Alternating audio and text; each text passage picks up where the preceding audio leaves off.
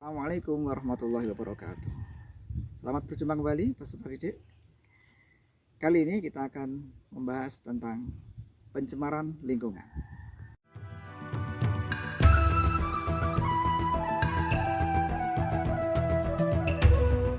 Pada bab pencemaran ini, yang pertama akan kita bahas adalah tentang definisi pencemaran.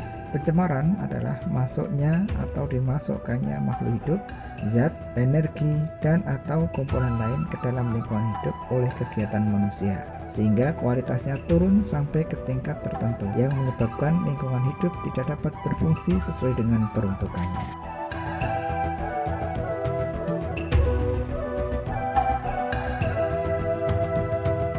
Macam-macam pencemaran. Yang pertama, pencemaran air, yang kedua pencemaran tanah, dan yang ketiga pencemaran udara. Nah, peserta didik, selanjutnya akan kita bahas tentang pencemaran air. Pencemaran air yaitu masuknya makhluk hidup, zat, energi, atau komponen lain ke dalam air. Akibatnya kualitas air turun sampai ke tingkat tertentu yang menyebabkan air tidak berfungsi lagi sesuai dengan peruntukannya. Peserta didik harus mengetahui juga faktor-faktor penyebab pencemaran air. Pencemaran air disebabkan oleh yang pertama, limbah industri. Limbah industri ini dapat berupa limbah organik yang sangat berbau, seperti limbah pabrik tekstil atau limbah pabrik kertas dan lain-lain. Kemudian juga limbah anorganik berupa cairan panas, berbuih dan berwarna yang mengandung asam belerang dan berbau menyengat. Air limbah industri cenderung mengandung zat yang berbahaya. Faktor yang kedua adalah limbah dari rumah tangga. Limbah rumah tangga merupakan limbah yang berasal dari hasil samping kegiatan perumahan. Limbah rumah tangga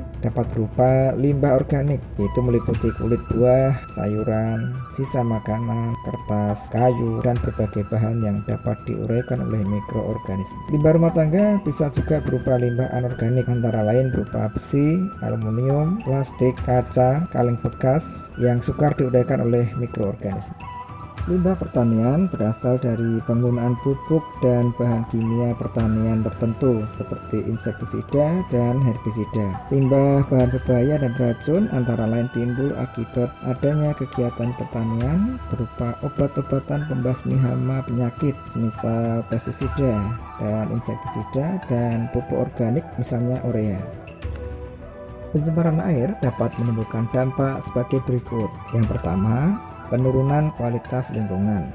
Yang kedua, gangguan kesehatan. Kemudian yang ketiga, pemekatan hayati. Kemudian yang keempat, mengganggu pemandangan. Yang kelima, mempercepat proses kerusakan benda.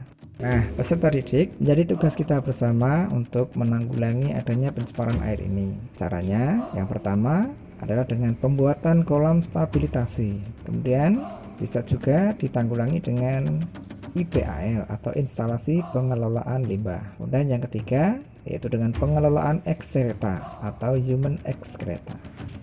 Peserta didik, cukup sampai di sini pembahasan kita tentang pencemaran air. Sampai berjumpa kembali di pembahasan bab berikutnya. Tetap semangat belajar dan sampai jumpa lagi. Assalamualaikum warahmatullahi wabarakatuh.